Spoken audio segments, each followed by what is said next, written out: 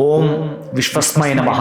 ಪ್ರೀತಿಯ ಬಂಧುಗಳೇ, ಹನುಮ ಜಯಂತಿಯ ಶುಭಾಶಯಗಳನ್ನ ತಿಳಿಸ್ತಾ ಬುದ್ಧಿಯನ್ನ, ಬಲವನ್ನ, ಯಶಸ್ಸನ್ನ, ಕೀರ್ತಿಯನ್ನ, ಪ್ರತಿಷ್ಠೆಯನ್ನ, ಗೌರವನ್ನ, ಧನವನ್ನ, ಧಾನ್ಯವನ್ನ, ವಾಕ್ಸಿದ್ಧಿಯನ್ನ, ಅತ್ಯಂತ ಆನಂದವನ್ನ ಕರುಣಿಸ್ತಕ್ಕಂತಹ ಮಹಾನುಭಾವ ವಾಯುಪುತ್ರ. ಓಂ ಸರ್ವ ದುಃಖಹರಾಯ ನಮಃ. ನಿಮ್ಮ ಅಷ್ಟೋತ್ತರದಲ್ಲಿ ತೆಗೆದು ನೋಡಿದ್ರೆ ಇದು 18ನೇ ಮಂತ್ರ ಆಗಿರುತ್ತೆ.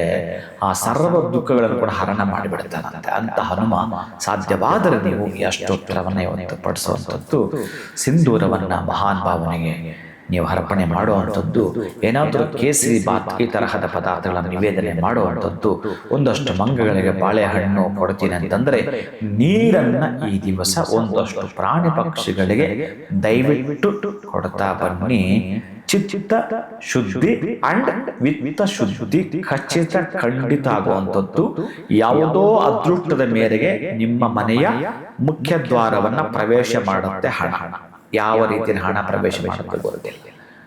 ಆ ಹನುಮನ ನೀವು ಸ್ಮರಣೆ ಮಾಡಿಬಿಡ್ತೀನಿ ಅಂತಂದ್ರೆ, ಏನಾದರೂ ಒಂದು ಸೇವೆಯನ್ನ ಮಾಡ್ತೀನಿ ಅಂತಂದ್ರೆ, ನಿಮಗೆ ಯಾವುದಕ್ಕೆ ದುಃಖ ಇತ್ತೋ, ನನಗೆ ಅಷ್ಟು ದೇವರು ಕೊಟ್ಟಿದ್ದಾನೆ ಗುರುಗಳೇ, ಸಾಕು ನನಗೆ ಅನ್ನೋಂಥವ್ರಿದಲ್ಲ, ಏನು ಇನ್ನವರಿಗೆ ಕಷ್ಟ ಇರೋದು, ನೆಮ್ಮದಿಗೆ ಭಂಗ ಇದೆ ಅಂತಂದ್ರೆ, ಆ ನೆಮ್ಮದಿನಲ್ಲಿ ಯಾವುದು ಆರೋಗ್ಯದ್ದೋ ಅಥವಾ ಮಕ್ಕಳದ್ದು, ನಿಮ್ಮ ಜಾಬೋ, ನೀವು ಮಾಡ್ತಾ ಇರುವ ವ್ಯಾಪಾರವೋ, ಅಥವಾ ನಿಮ್ಮ ಮತ್ತೆ ಬಂಧುಗಳ ಮಧ್ಯೆ ಇರ್ತಕ್ಕಂಥ ಮನಸ್ತಾಪಗಳ ಆ ಒಂದು ಮುಖ್ಯವಾಗಿರ್ತಕ್ಕಂತಹ ಒಂದು ಕಾರ್ಯಕ್ಕೆ ಸಂಬಂಧಪಟ್ಟ ಹಾಗೆಯೋ ಯಾವುದರಲ್ಲಿ ನೆಮ್ಮದಿ ಬೇಕು, ಅದಕ್ಕಾಗಿ ಈ ದಿನವೇ ಹನುಮನ ಸ್ಮರಣೆ ಮಾಡಿಕೊಳ್ಳಿ ಪ್ರೀತಿಯ ಬಂಧುಗಳೇ.